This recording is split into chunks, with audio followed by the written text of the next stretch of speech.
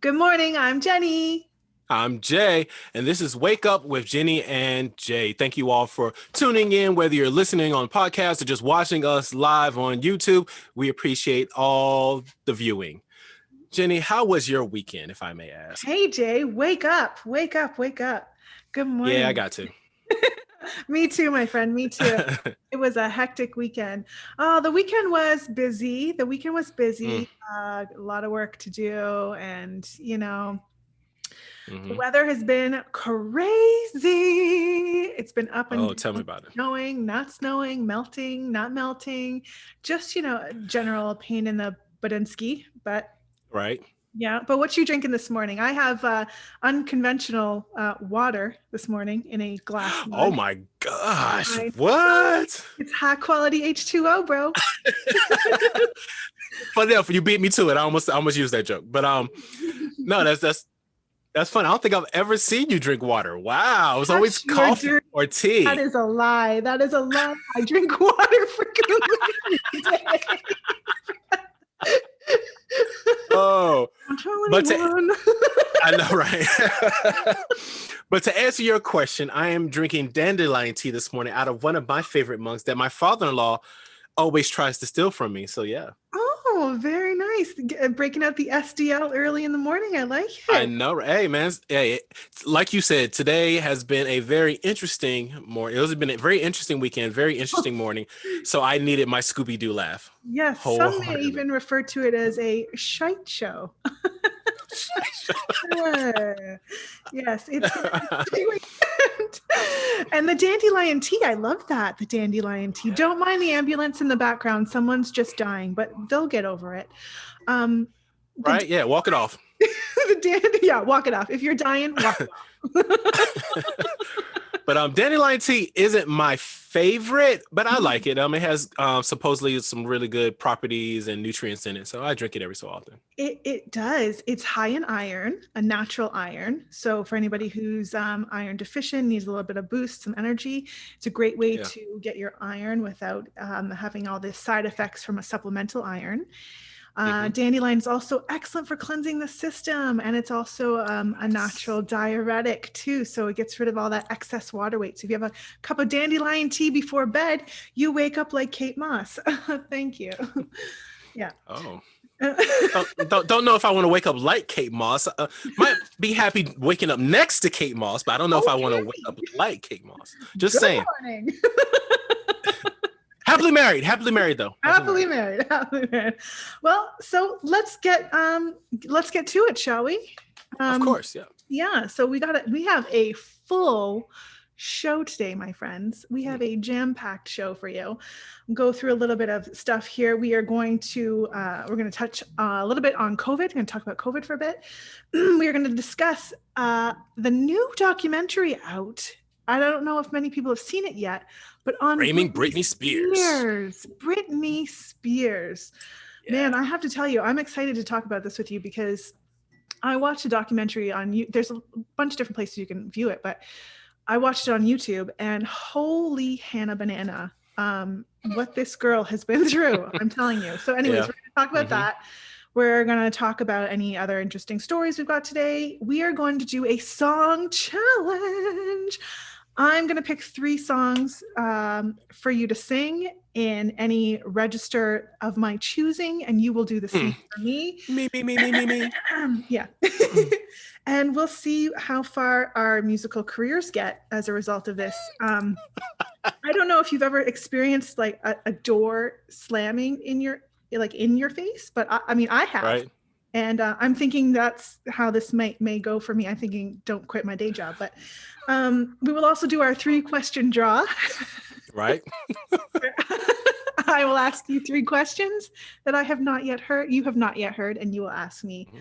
3 questions that I have not Yeah. yet heard in an effort to Mhm. explore our friendship and get to know each other better, or Absolutely. quite frankly, just to get a giggle.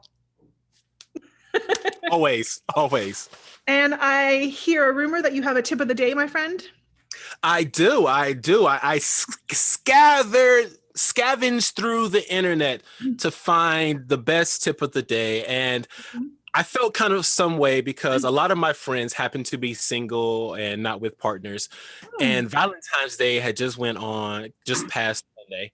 And here in Mm. America, I think in other places celebrate different type of things, but I think Valentine's Day is a universal global kind of thing. Yeah, So ours I is felt, the following day in Canada. We always are like one day behind. Yeah. even though I feel there are a lot of better things in Canada, but I won't go there. Um, I'm I joking. felt like it was a I feel like my tip of the day needed to center around Valentine's Day. So I found a good tip that I think will Great. help out everybody. Oh, lovely. Perfect. Yes. So let's Yes. get right to it. Britney Spears. Now, Yes. I know I sent you a link for Mm-hmm. the YouTube version that I was watching, but you Right. had mentioned that it's also available on Hulu, you said, and Yes. some other places. Yeah. So yeah, here in the States, Hmm. apparently like a lot of people are watching it on Hulu, but if you don't have Hulu like me, it's the full documentary is on YouTube. You have to search. Now, I'm not a fan of pirating and stuff like that, but Hmm. if I come across something and it's there, then yeah, I might possibly watch it. So Right. I If you needed get to a watch this link so we can talk and about it. you open it, sure. Yeah. All right. So, uh, but you had mentioned it to me that you wanted to watch it and talk about it on the show. So I was like, let me see if I can find it somewhere, and I found it, and it is a very interesting documentary, and we both have our thoughts about it. We haven't discussed previously what our thoughts are. We We just have both not. watched it, Yep. and it's something that a lot of people are talking about. So we're going to talk about it today. Yeah. So let me first say that uh, this sort of centers around sort of a conversation of child actors and child performers, and while I don't know the depth and breadth of those cases, and each one is individual, I want to say that I feel like it is a little bit better now, but I see such a strong contrast of how Mm, children were not protected in this industry mm-hmm. as child performers. And when I talk about before, I'm talking about sort of the 80s and the 90s. Um, I don't think the regulations were sort of set in place to protect children and their rights so much so as they are now. And would you kind of agree with that? I feel like it's a little bit better now. I mean, I assume that it's not perfect, nothing is, but I would think that it is a little bit better now. I'm getting that feeling. I would agree that yes, I feel that it is better. Is it as best as it should be? Of course not. It's not perfect, as you said, but I think it is a little bit better. And the whole time I was watching this, I kept thinking about Shirley Temple. Mm. And she was a very famous child star, if not one of the first or the most famous. And I don't ever remember them having articles about her body shape, people saying weird things. I mean, I'm sure behind closed doors things probably went on, but I don't remember the sexualization of Shirley Temple. You know what Right. I mean? Right. Yeah. And I think probably in that time too, you kind of didn't really discuss things like that. I think the most controversial comments probably in that era were, with relation to Marilyn Monroe and her Right. voluptuous figure. Mm-hmm. Right. I think that alone was a risque comment. But the Mm-hmm. documentary on Britney Spears surrounds her relationship with her father mostly. And Mm-hmm. and in direct relation to her conservatorship. Now, her father has been a conservator over her, which basically is a binding legal document that gives her father full rights and access and control, Mm-hmm. essentially, of her as a person, inclusive of all her money and business endeavors. So when we talk about conservatorship, and we look at it from a perspective of a child star, and I'm talking about someone who's, you know 8, 9, 10, Mm-hmm. 12, below the age of 18. I can see in theory on paper how something like that might be useful in order to properly and appropriately manage a child's finances and goings on, because there's absolutely no way, even with a manager and everything like that involved, and banks and fund managers and things like that, there's no way that you can expect a child to know how to handle thousands or hundreds of thousands or even millions of dollars. It's just ludicrous to be able to think that a child knows what to do with $1 million, especially when Absolutely. especially when you're making the kind of money that Britney Spears was making or is making. But I think what I found extremely disturbing with the conservatorship was that it's still in place today. And we're talking about a 40-year-old woman who is of sound mind, who is able to work on a consistent basis, who has 2 children of her own, who is able to sign business contracts and to make business deals.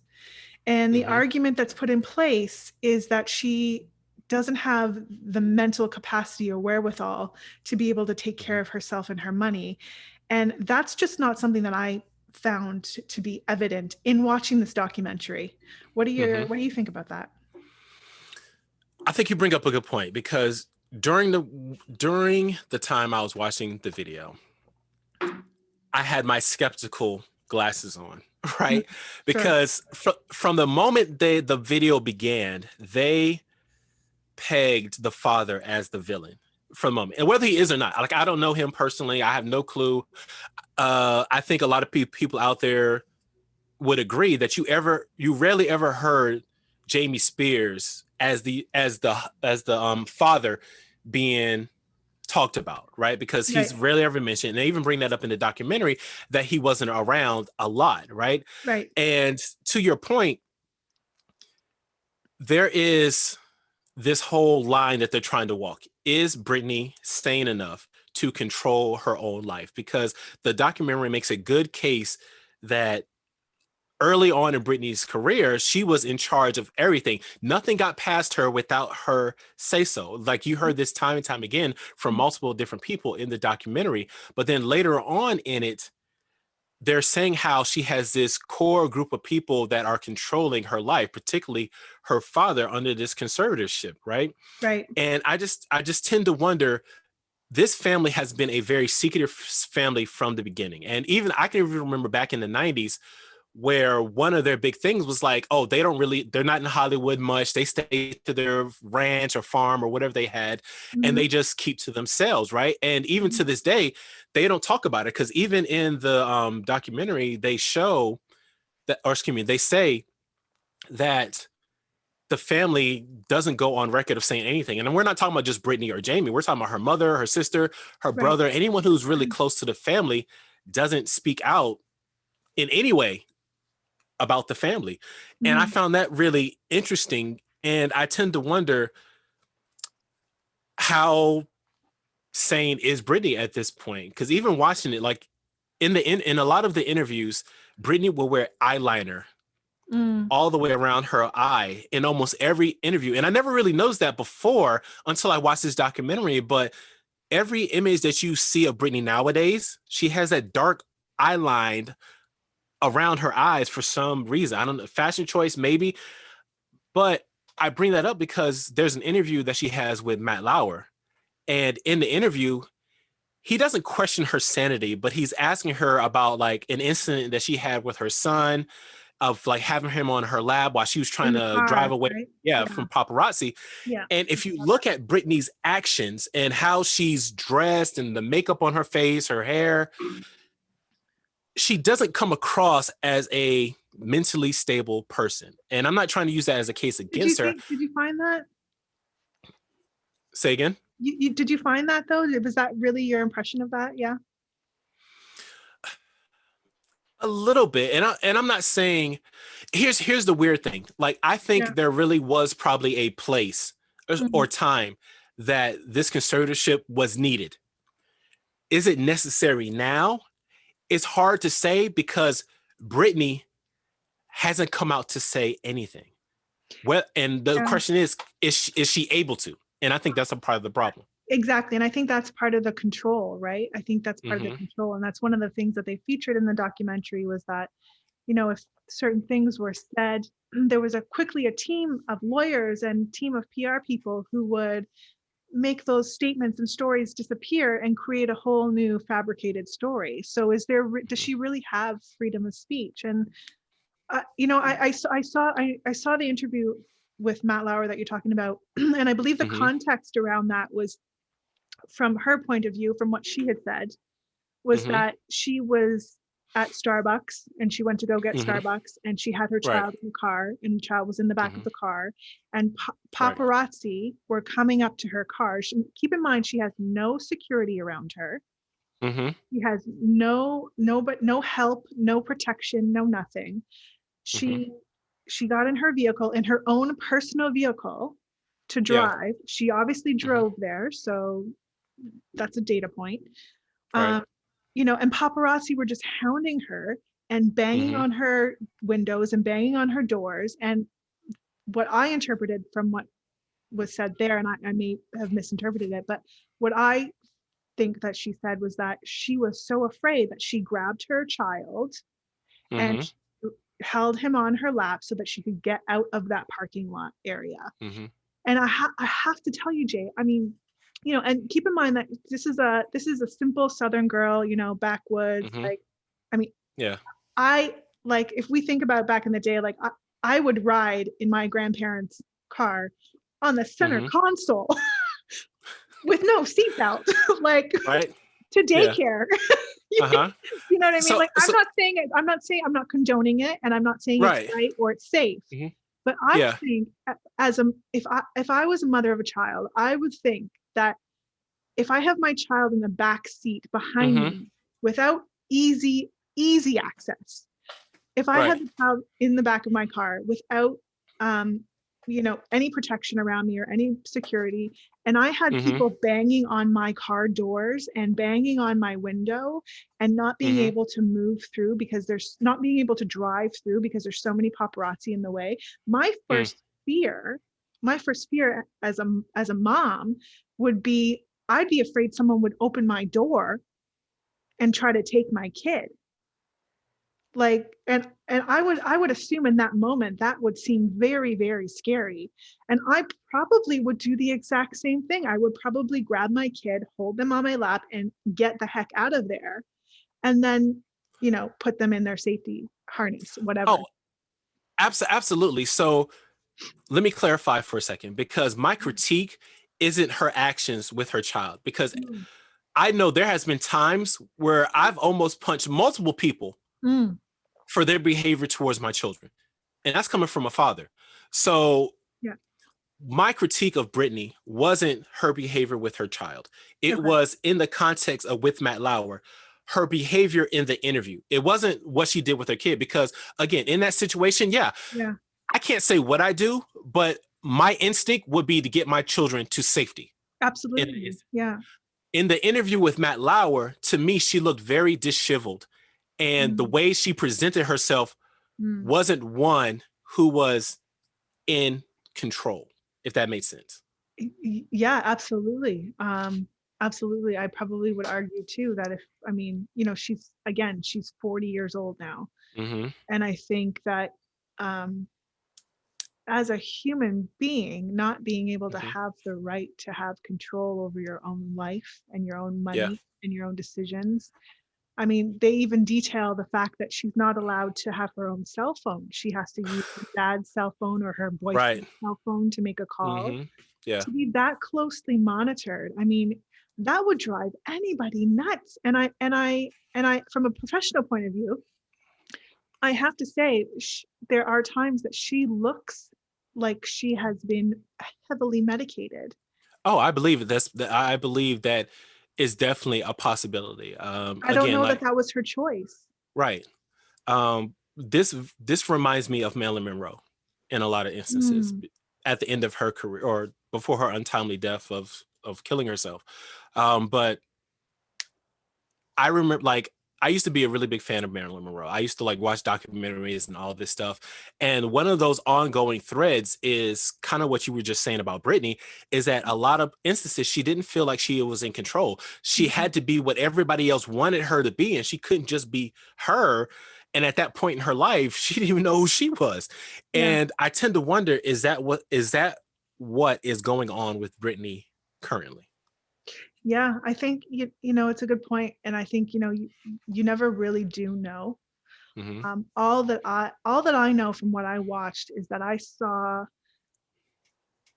a very clear representation of a highly toxic, highly abusive situation that was very Mm-hmm. poorly and is very poorly managed when it comes to Mm-hmm. this individual, when it comes to Britney Spears and her having access and availability Mm-hmm. to her own life. And I think, I've watched many interviews with her, and I will say she's not the most well-spoken individual. She's very simple. Yeah. She's a Mm-hmm. very simple approach. I mean, I, I wouldn't expect to see her, in a scholastic interview. Mm-hmm. um, but but that's not to say that she is not of sound mind and sound judgment. Mm-hmm. I think it's very Yeah. I think her team and her team of people, I find, look and seem and appear to be extremely questionable with their intentions. Agreed. They're And all making money off of her in some facet. And I think they're hard pressed to argue that she's not of sound mind to be able to buy herself a Starbucks without permission, but she is sound enough to collaborate and design an entire Las Vegas show and sign a contract and have two children that she cares for. Like, it's just, you can't, like I always say, you can't sit on two fences with one ass. Like, you can't argue. You can't I like that. you can't Uh, argue uh, that she's not sound of mind in one aspect of her mhm. life, but not in the other. It just doesn't match up. Oh, absolutely. I agree. And this might be because of my acting and performing background. Mm. A lot of people think getting on stage and being a singer is easy work, and it's not. It takes a lot of intelligence to be able to hit your notes right, to hit your mark right, to do all that stuff that just because you think it looks easy, that took years of dedication and work. Regardless of how talented you are, it took work. Mm. And Brittany is one of those people who, now granted, like we've had a show before, I've made my jokes about Brittany. I've never been a true Brittany fan, but I'll give credit where credit is due. You don't get that high up without putting in the work and being smart. That's just like Jessica Simpson. A lot of people like to joke how dumb she is, but this woman has built $1 billion empire. She is rolling in dough, bro. You know what I'm saying? She's not stupid. And Brittany is exactly the same way. And just like you, I found it very interesting in this documentary how they're trying to say Britney is this, Britney is that, and she's not capable of managing her life. Mm. But you're going to sit here and tell me she is capable to get on stage and work out the choreography and to tour, and like that stuff takes work. That is not easy. Yeah, You know what I mean? it does. So, She seems to be very sound of mind to be making money for everybody else, and people seem to be right. very willing to take it. And I think And that's and that a clear sign of financial abuse.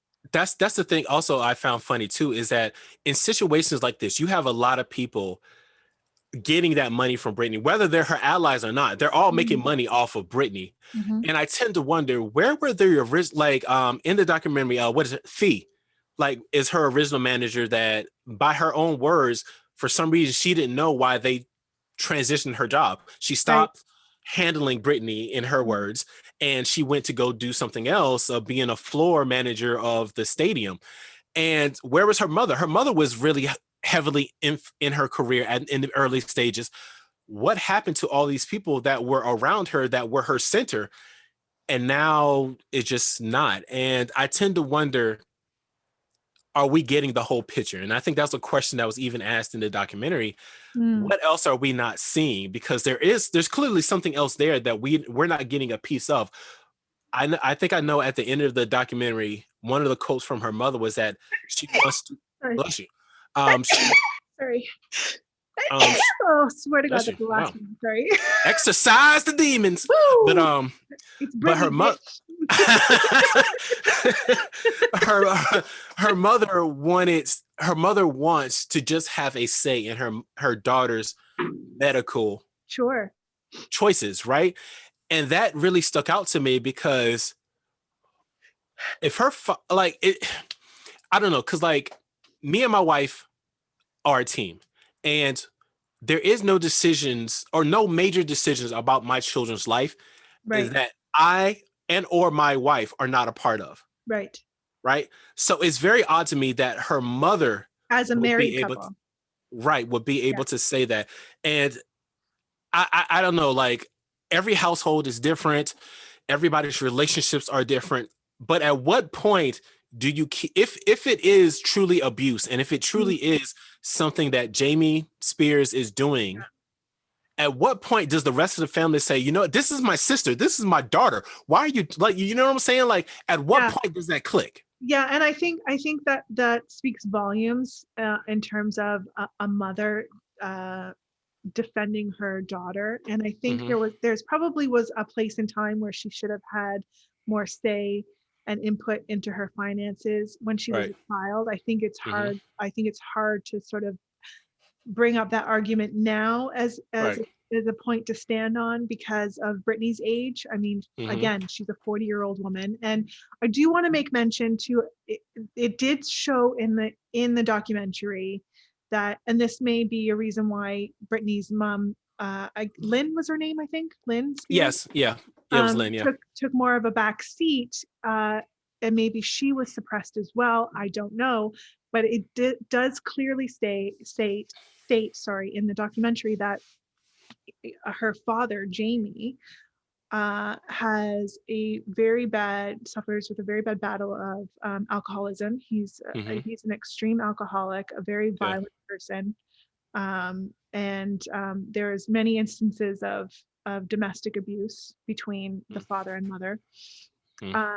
So I mean, when you're dealing with somebody like that, especially when alcohol is involved, you know, when you start adding substances and manipulation and control, and then anytime there's a lot of money involved, you know, the mix of all of those things tends not to be positive if you're around people who are deceitful and don't have the best intentions. And so I think that that's probably maybe one of the reasons why, again, there's that control piece with her mom and things like that. Sorry, go ahead. No, I think you're right, because I don't want to be insensitive to anyone out there in an abusive situation, because I get that a lot of times in this situation, it's easy for everyone else on the outside of the situation to say what people should do, right? It just always seems, I don't know the right word to say, but it always seems very odd to me that when you're close to people, how do you not help them, or how do you not stand up for them? Because I've never been in a situation where I saw my mother get abused, but my mother has told me instances where she's been abused. And even as her son, I don't think I could ever stand back and let someone abuse my mother, regardless of who it is, you know? And even as a kid, it was the same way. And even I have 5 sisters, right? And like 6. Hello. So I'm I mean, hello. Shafted again. Okay. Wow, that is not what I meant. But all of my sisters, including my ones from another mister, I could not be in a situation where I saw them being abused in any kind of situation and not voicing my opinion and not saying but you something. have the strength, though. You have the strength and the courage. And maybe that's it. And I think, and not to not, and please, and if you don't, nobody get offended by this, please. This is not meant to be taken with offense. Don't write me, don't email, don't add us. But I think it's easier. I think it's easier for a man to stand up to an abusive situation than it is a woman sometimes. I'm not saying that you can't. I'm not saying that it's not. I think I think there's a lot, the intimidation plays a huge role. And I think a man is less fearful and intimidated to stand up to someone in an abusive situation than a woman. I mean, I don't think a man has ever walked down the street and been afraid that they were going to be attacked by 5 women, or but like there's a little bit of a, maybe that's a different discussion for a different time, but I do think that, if her mom was in fact being abused and controlled Right. by her father, Mm-hmm. I would understand that, feeling like you don't have much of a say in your child's life would somewhat apply. And I, I understand exactly what you're saying, because I am a believer that there is a such thing as male privilege. To your point, I don't think I take for granted that, yes, in a dark alley, I could walk down a dark alley, and chances are no one's going to mess with me, because one, I'm a 250-pound, 6-foot tall black man. Most people are not going to mess with me. However, in certain situations, it is easier, I think, for a woman to stand up than it is for a man. Mm. Because if I was like, say if my wife was abusing me, Mm. as a man, it's going to be very hard for me to swallow my pride and say, you know what, my wife is abusing me. I need help. You know? And I think the reverse is the same for women, because I think with women, and clearly I'm not a woman, this is just my opinion. I mean, as a third party though, Jay. I mean, as a third Oh, party. as a I third mean, party. if you saw someone being um, taken advantage of, I think it's Mm-hmm. easier for you to step in and say something than it is Mm. for a woman. Okay, fair enough. Fair enough. I get that. Yeah. Yeah. But I wanted to touch it because I know we have other things to talk about in the show too, but I just wanted Mm-hmm. to touch Yeah. in a little bit about, it ties in with that, protection standard. And one thing I did notice through the whole documentary is that Mm-hmm. nowhere from start to finish and celebrities, we all see celebrities across, TV, Mm-hmm. movies, even when they're out getting groceries, they all have Right. some form of security around them. I had never seen at any point in that documentary anybody around this young girl. I saw no security, no help, Mm-hmm. no nothing. She was out there Mm-hmm. on her own, paparazzi attacking her. I never saw anybody with her. Well, And what I found was the kicker for me was watching an interview mm-hmm. she had done with, I don't know who the guy was that was interviewing her, but he was clearly, I'm assuming, a man in his 40s or 50 years old, 40s or 50s. Mm-hmm. And he asked her, his question was, so now and she was probably 17 at the time. Mm-hmm. He said, well, now we're going to talk about what everybody's talking about. And Right. here Yeah. this poor young girl has come on his Mm-hmm. show to Yeah. discuss her music, her Mm-hmm. passion for what she does, her new Right. seat, promote her career. Mm-hmm.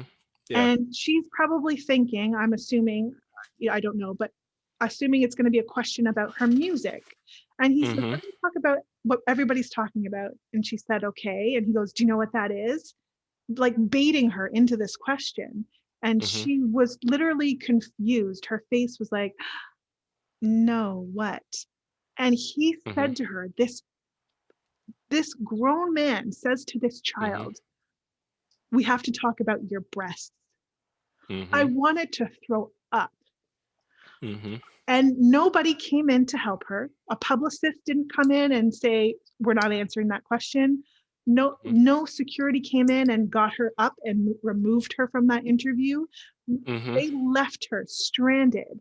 And she, I thought, was very poised in her answer. And I Right. don't know that at 17, if I was on TV and somebody asked me about my body, that I would Mm-hmm. have been as poised as her in answering that question. I thought that was completely out of line, completely inappropriate. So let me start off by saying his question was completely inappropriate. Let me start there. And let me also say, again, I have an acting background, and I did theater, musical theater. I've been on stage. I've been on Broadway. I've done plays, shows, movies, TV. I've been on a whole bunch of stuff. I've been around people that you have no clue, or not just you, but just the audience. But the reason why I bring this up is because I've been privileged to have conversations with men and women in the industry working full time, doing their thing. And it's funny how the conversations are different on both sides. Now, as a man, I don't know what it feels like to have someone blindside me and talk about my body, Mm, or to tell me how pretty I am, mm, or to tell me that, do you think it's an issue with everyone thinking you're this way and then you come out being sexy? I've never had those issues, right? mm, mm, But as a man who's listened to multiple different women have these frustrations and this anger inside of them, because all they want to do is be who they came to be, a mm, musician, an actor, a talent, whatever the case may be. And then all of a sudden it gets thrown onto their body, which, first of all, most women all women are genetically built. They can't control how their body comes out until they decide, or if they decide to take some type of enhancements, but they can't control their body. So any man out there who thinks it's a compliment to compliment a woman's body, as a man, let me tell you, you're wrong. The second thing is, from that comment to early on when she was on Star Search, and when the documentary first came on, Ed mm. McMahon said something to her about how pretty. I noticed last week how pretty your eyes were. Do you have a boyfriend? A Oh, child. He asked a right, child that. right. And That's my contention with the question. I think in any industry, it's there's a modicum of expectation that at some point there will be a margin of question or well, comments to do with looks or attributes. But well, yeah. my contention is that this grown man Hmm. is asking this young child about her breasts. It's disgusting, it's wrong, it's cringy, Hmm. and it was super inappropriate. I don't think we'll ever be able to get rid of double standards, because people on both sides want certain things, they expect certain things, and I get that. But Mm, we have to come to a place where we understand that that little boy that was standing right beside her, I'm sure Ed McMahon didn't ask him, "Do you have a girlfriend?" mm, You know what I'm saying? And like, don't get me wrong, like, yes, it was a child and it was deplorable, and I'm surprised no one really called Egg McMahon or said anything to him, because it was unexcusable. But the fact of the matter is, we start this off at a very young age. mm. We're still at a point where people will say throw like a girl, which I'm so glad there are a lot of women out there who are taking the power back and like, yeah, throw like a girl because I can throw better than you. So I'm glad there are people like that. Yeah.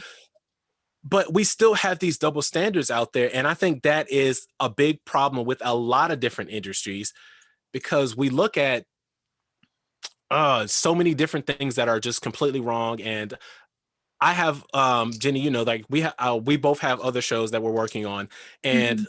I have a series of questions that I ask every guest that come on my show.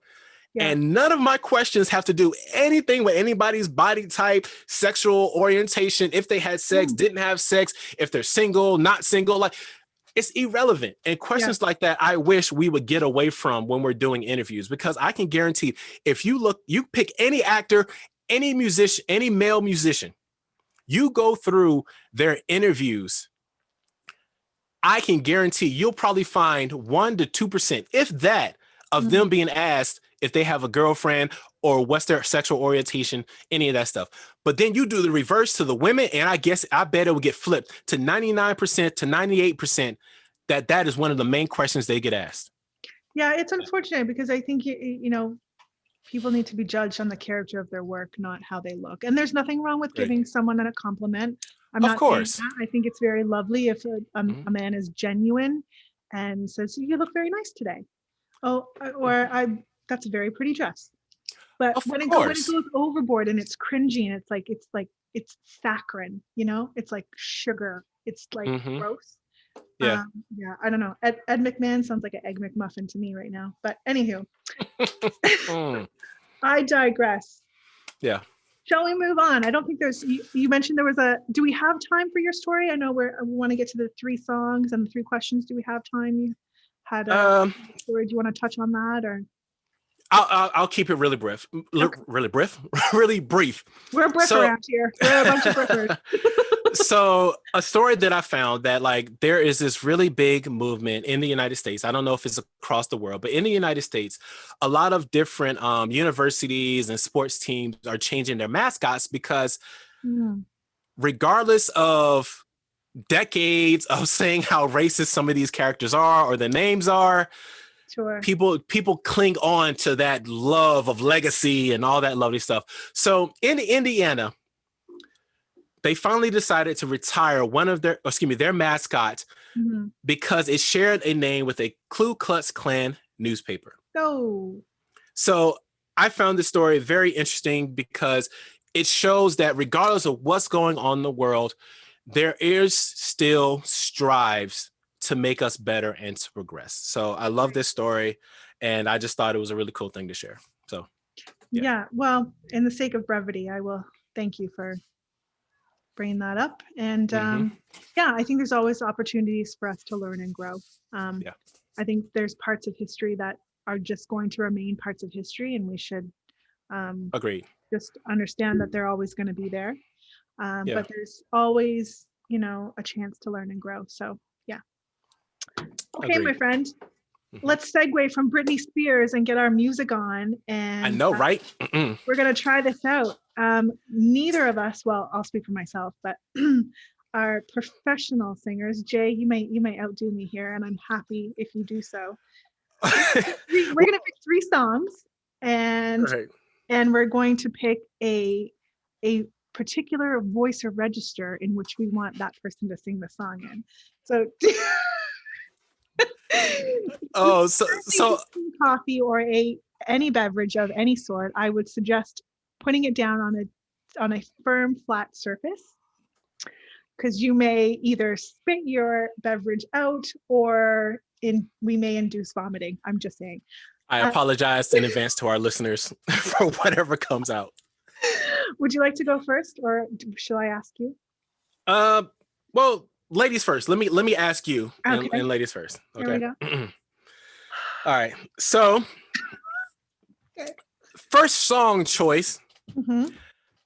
Nobody's Supposed to Be Here by Deborah Cox. Ooh. Okay. You got the song? You know the song? Ooh, starting to sweat. Okay. Here we go. Right. Yep. So I would like you to sing this as Arnold Schwarzenegger. Okay. Arnold Schwarzenegger. And I only said Arnold because you like to joke all the time about how you have a man voice. So I was like, let's see. I do. I feel like I have a man voice in the morning. Okay. Arnold Schwarzenegger, Deborah Cox, Nobody's Supposed to Be Here. Okay. Yep. Nobody's supposed to be here. Get the chopper. That random get the ad-lib in the song. Oh my God. Yo, we need to put that on the vinyl. We need to sell that. That is gold. That is gold. That is gold. Oh my gosh. Oh man. Okay. So clearly we're gonna go to number 2. All right. So I figured since I did that one, that was a little hard. So we're gonna do Happy Birthday song. Okay. But I would like you to do it as Minnie Mouse. Oh, bro. Okay. I don't even know what Minnie Mouse sounds like. What is just high pitched, right? I guess just high pitch, yeah. Happy birthday to you. Happy birthday to you. Happy birthday. Happy birthday to you. Yo, it was sad though. I think that really could have been Minnie. All right, and the final one. Yeah. We're gonna go. Are you ready? We're gonna go to a very famous singer. Rest her soul, Whitney Houston. Don't make her turn over in her grave now. I will always love you. I will always love you. And now I would love you to do it in the voice of another famous singer, Christina Aguilera. Oh, snap. I got this. I got you. I got this. Here we go. Maybe I shouldn't drink from that. Maybe I should wait on that. And I will always love you. Yeah.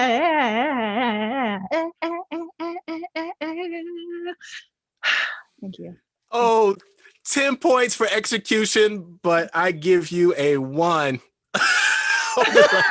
I gotta run on those licks, bro. I gotta run on those licks. Oh man, oh, wow, that is crazy.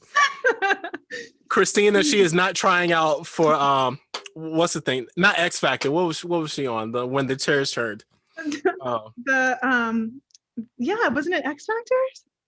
No, I don't think. Excuse me, how do you know? You don't know. You don't know, bro. You don't know I'm not trying out. Don't be spreading lies like that. I'm sorry, my bad. That was like, I'm using the good mic now, so just saying. Oh, okay, all right. All right, here we go. I had a similar idea, so I'll just do it for number 1. So the song that I have for you is Blackstreet, Joy. Okay. Uh-oh. And I would like you to sing it in a Mickey Mouse voice.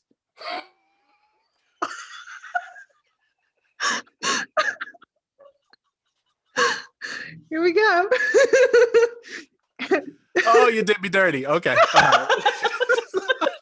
All right. Okay. I gotta stop laughing first. All right. Okay. All right. Yeah. I can't forget the day she walked into my life. It was just that kind of thing. So right on time. To look what you done for me. Oh, no, stop. Oh, God. Oh, man. Okay. I need a tissue. Wow. Number 2. Spiritual, This Little Light. Jesus. That? Oh, yeah. Hallelujah. Okay. Hallelujah. Okay. And I would like you to sing this song, This Little Light, in the voice of the great Pavarotti. We get operatic up in there. Right. Oh, God. Oh, okay.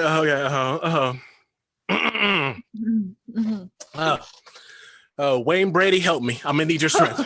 Channeling our Wayne Brady home. This little light of mine, I'm gonna let it shine. This little light of mine, I'm going to let it shine. Wowzers. This little light of mine. Sorry, I could have kept going.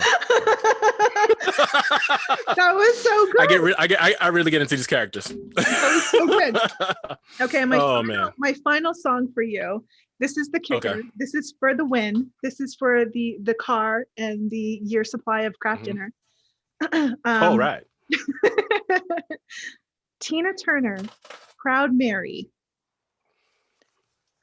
in the voice of Elvis.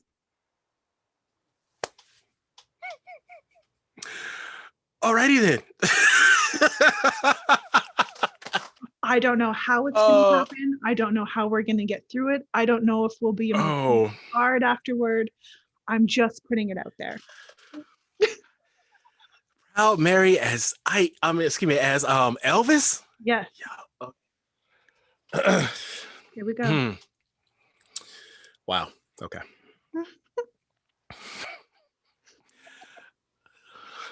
Oh, thank you. Thank you very much. Yeah.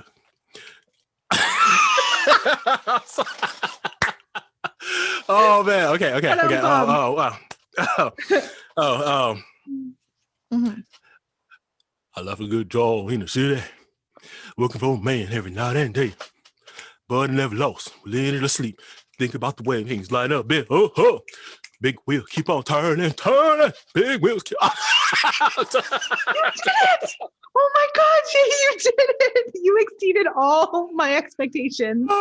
Like if I had ever had a dream and wanted to see you in concert, sing "Proud Mary" as Elvis, I would have felt good that I bought that ticket. Oh wow! Oh my! That was the new one. That was the new one for me. Wow. Oh, okay. Wow. Amazing. Okay, on to our 3-question draw. Absolutely. Go for it, my friend. Ask me anything. Oh, be careful what you ask for. Well, within the 3 questions. Okay. All right. What cheers you up on a rough day? That's easy. That would be a hug from someone I love the most. Oh, shucks. Mm-hmm. Question number 2. Mm-hmm. If there was a movie about your life, who would star me? Who would play me? That's what I'm. No, I'm joking. That's not the question. Okay. The question, I'm not that conceited. The question actually is, if there was a movie about your life, okay, yes, what would the title be, and who would play you, and of course, who would play me? And who would play me, and who would play you? Yes, and what would the title of the movie be? If there was a movie about my life, it would probably be titled "My Life Wanna Trade." Wanna Trade. And who would play me? Probably like Charlize Theron or Ashley Judd. I'd probably go with Charlize Theron. Probably do Charlize. Yeah. Two good, nice choices. All right. I'd get up in my Charlize joint. Who would play you? I would say I'm gonna do a Denzel Washington on this one, bro. Oh, I ain't mad at Denzel. Okay, all right.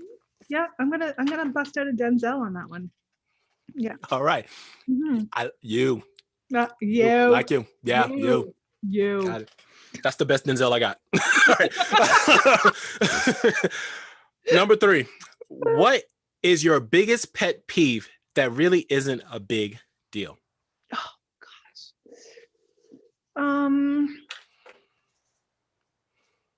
Oh, there's so many. No, I'm joking. What is a pet peeve that? So for me, I'm one of those people, like, I hate the sound of chewing, right? But in the real world, like, it's no big deal. But the sound of chewing, I literally imagine killing people. That is me. I got you. The biggest pet peeve for me is when people add S's to everything. Man, why you joking on people that slur? That's messed up, yo. It's really not a big deal, but every time I hear everywheres or things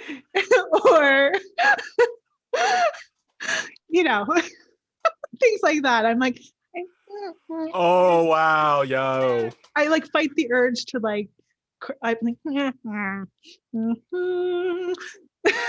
yeah. Yo, you better not go to the South. That's for sure. Do not visit the South America. Or the East. Wow. Oh yes, definitely. Right. Okay. Oh, man. So 3 questions for you, my friend. Yep. If you were to die, no, I'm just joking. If you were, how would you feel? If you were reincarnated as an animal, what animal would you be? And I feel like I know your answer on this one, but you might shock me. Oh, I've never really thought about it. Actually, you know what? I'm a steal a friend of mine's answer, because she said this once and I couldn't believe it. But then her reasoning behind it, I was like, you know what? Okay, I can see that. Mm-hmm. So if I had to come back as any animal, I would come back as a skunk. A skunk? A skunk. I would. And mostly because most animals don't mess with skunks. They really don't. Very true. But would you still make friends though? Of course. Other skunks. Mm-hmm. Okay, got you. That shocked me. I thought you were going to say turtle, my friend.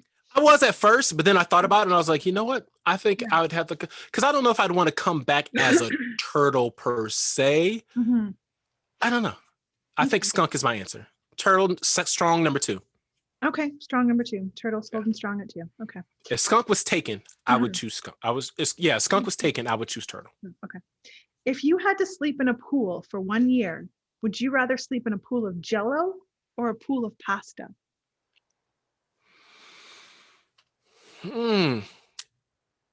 Does either item get changed out throughout the year, or we just stuck with that the whole year?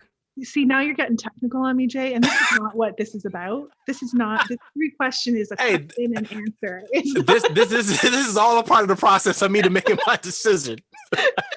I'm an overthinker, and I got to think this out. Okay, so a year in Jello or a year in pasta. I think I would do a year in pasta, just because I know that Jello is made from animal bones, and I don't do that. So I hear you. A year in pasta. I hear you. Okay, final question of the 3-question draw.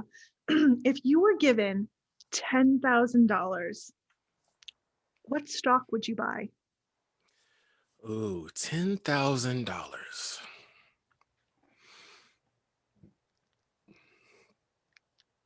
Wow, $10,000. Okay, I would buy. Oh.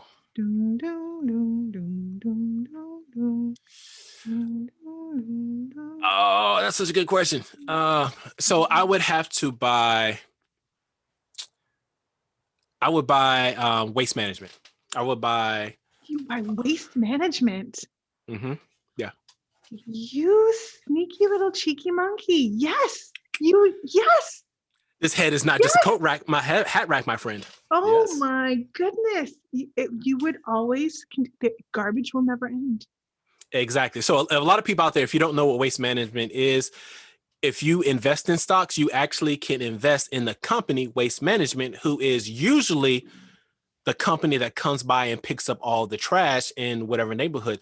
But as Jenny is saying, they are always in need because everybody's going to get their garbage picked up regardless. So it's a stock that, don't get me wrong, like every other stock, it goes up and down. It's not the most riskiest stock, but you are always going to get your money's worth and then some, because it never goes down, because it's always going to be needed. It's not going anywhere. So smart, Jay. So smart. And here I thought I'd be a Beyonce and go all in on Apple. Waste management is the way to go. Oh my gosh. Yep. Well, I only say that because many people have told me I look like Beyonce. I know it's hard. You have to look really closly. But so that's why I just would pick. You see it from the hair up. I can see it. Yeah, from the hair up. Yeah. From the hair up. And nothing. You got that same fierce spirit though. You know what I'm saying? Oh, yeah. You have a tip of the day, my friend. I do. What is it? Let's hear it. So as we're saying in the beginning of the show, yesterday was Valentine's Day, and I felt some kind of way because I have a lot of single friends, and I wanted to make sure that pet peeve number 2. Don't forget I love you still. Just a pet peeve, just saying. Valentine's. Okay, carry on. Oh wow. Diddy has gotten on me about that before because my country drawl and my country grammar always tends to come out when I say certain words, regardless of how educated I get, or as my grandma, or as my grandma would say, edumacated. Edumacated. I'll learn me some stuff. Exactly. So I want to make sure that I help everyone out there who is feeling particularly alone. Mm-hmm. If you feel alone, just go ahead and watch a good horror movie, because after you finish it, I guarantee you won't feel alone anymore. That is my crazy tip. What? You watch a horror movie, you won't feel, if it's good enough, you won't feel alone. Might not be the way you want, but you won't feel alone anymore. I promise you. But if I may be, I'm sorry, maybe I'm missing something. failing to see the tip. Wait a minute, say what? What's the tip in that? The tip in that? How would I not feel alone if I watched a horror movie? Because like when you watch a really good horror movie, it's going to make you feel creeped out, and it's going to make you feel like there are people in the house, apartment, the room with you. Okay. So you won't feel alone anymore. So yeah. Okay. So But you meant, like, if you watch a scary movie, you'd hold on to the person next to you, but no, you like, exactly. But I understand that's a little bit confusing. So if that doesn't work, here's my bonus tip. Tip If number you feel alone, yeah. fill a rubber glove with hot water and hold it in your hands. And then you'll feel like another person and you won't feel alone. Those are my tips. So Jay, that's so odd. Those are my tips to help people not feel alone. So yeah. All right. Well, 3-question draw and our tip of the day. I do want to. I know we were talking about kids and Britney Spears earlier on and child actors, and right. And I have this book, and I just want to make a quick mention. It's an older book, but I read it, quite some time ago, probably in my 20s. But it's an excellent book for strategies on anyone who's brought up a child or parents or caregivers. It's called Kids Are Worth It. It's by Barbara Coloroso. Okay. I just wanted to mention that because it's a really good book. It has some really good strategies on how to raise kids that are independent and think for themselves, but also how to make sure that you have some sort of influence over their decisions and guiding them to make the right decisions, but having them feel like they're making the right decisions on their own. So it's, a combination of, being a parent, but also allowing them freedom. And anyways, it's a good book. It's called Kids Are Worth It. It's by Barbara Coloroso. And pick it up. It's available. I like that. Yeah. I'll definitely take a peek at that, add it to my queue of books that I'm going to read. So yeah. Yeah. Well, this has been a fabulous show, Jay. We've talked about a lot. We had some laughs. We had some controversy, as they say. Controversy.